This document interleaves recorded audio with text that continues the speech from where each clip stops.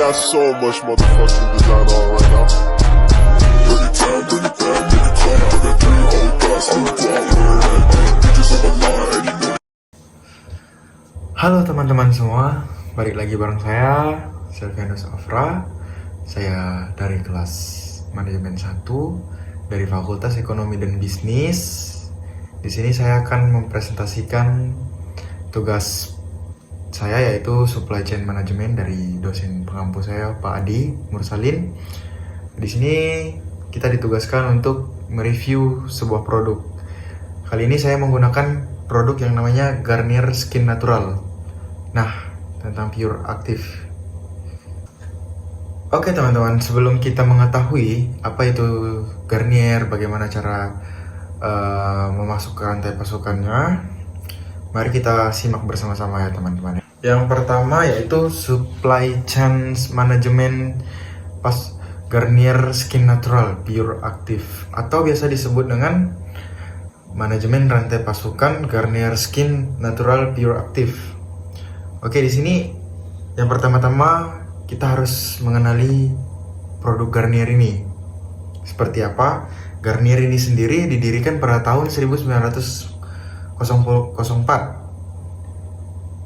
Mungkin yang namanya Garnier ini sudah tidak heran ya untuk didengar di telinga teman-teman semua. Kemudian merek global dalam perawatan kulit dan rambut. Mungkin yang ini saya gunakan yaitu untuk perawatan kulit, yaitu bagian wajah. Nah, misinya yaitu Garnier menyediakan produk yang efektif dan yang berkelanjutan. Setelah itu kita memasuki yang namanya pengenalan produk Pure Active. Masih kita lanjutkan di deskripsi produk. Apa-apa aja deskripsinya, mungkin teman-teman bisa simak apa yang saya presentasikan, yaitu pencuci muka dengan perawatan kulit dengan bahan alami. Seperti apa aja, yaitu Garnier ini memiliki fokus pada masalah kulit seperti jerawat dan minyak berlebih.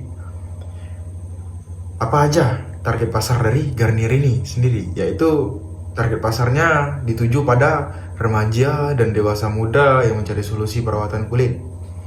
Mungkin setelah ini Garnier juga memiliki komponen rantai pasukan seperti sourcing bahan baku, produksi, dan yang lain-lainnya. Nah, kita memasuki di sourcing bahan baku. Seperti apa aja? Yaitu bahan aktif seperti tea tree oil dan ekstrak tumbuhan. Dan kemudian kerjasama dengan petani lokal untuk keberlanjutan. Kemudian produksinya seperti apa? Yaitu menggunakan produk pabrik modern dengan standar yang kualitas tinggi. Nah, Garnier ini dibuat dengan proses yang efisien untuk menjaga konsistensi produk. Kemudian masuk di yang namanya distribusi, yaitu melalui jaringan-jaringan seperti apa di jaringan distribusi. Yang pertama itu ada global, baik toko fisik maupun platform online atau di toko-toko online. Kemudian kita memasuki yang namanya strategi manajemen rantai pasukan.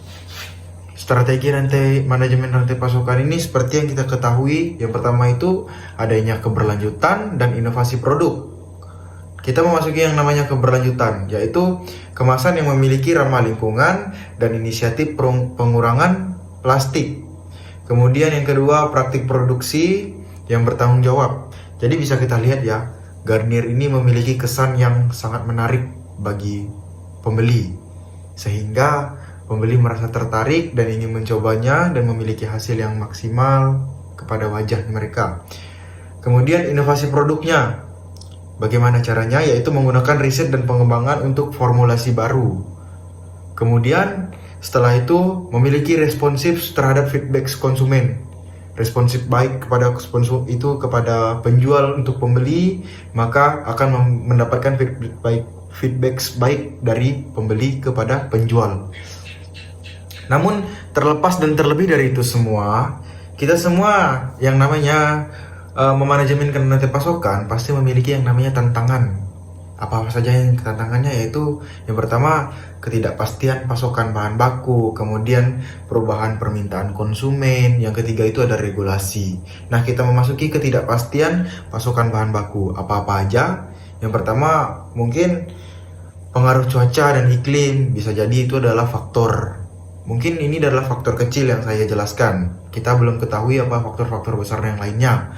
Kemudian di perubahan permintaan konsumen. Contohnya adaptasi terhadap tren yang cepat berubah di pasar. Semakin hari, semakin berkembangnya perubahan, maka banyak permintaan dari konsumen untuk merubah, entah dari segi kualitasnya atau bagaimana yang lainnya. Kemudian di regulasinya, yaitu menggunakan mematuhi standar keselamatan dan lingkungan di berbagai negara. Ya, karena bukan hanya dari segi keunggulan dan kelebihan, ada yang namanya kekurangan. Namun, apa saja kekurangan dari Garnier ini sendiri, yaitu pada kasus-kasus tertentu. Oke, kita memasuki yang namanya di kasus kampanye pemasaran pure aktif. Bagaimana itu caranya? Bagaimana itu kasusnya? Bisa seperti itu. Nah, teman-teman harus ketahui, yang pertama, ini kasusnya itu inisiatif keberlanjutan dalam kemasan. Kemudian yang kedua, testimoni pengguna yang menunjukkan efektivitas produk. Kan biasanya kalau bagi konsumen-konsumen yang nggak cocok nih untuk pakai Garnier, mungkin itu nggak bakalan relevan di wajah mereka, nggak akan berfungsi ibaratnya ya, seperti itu. Kemudian memasuki yang terakhir, kesimpulannya seperti apa dari produk ini, yaitu pertama, kita harus memikirkan pentingnya memanajemenkan rantai pasokan dari Garnier ini sendiri.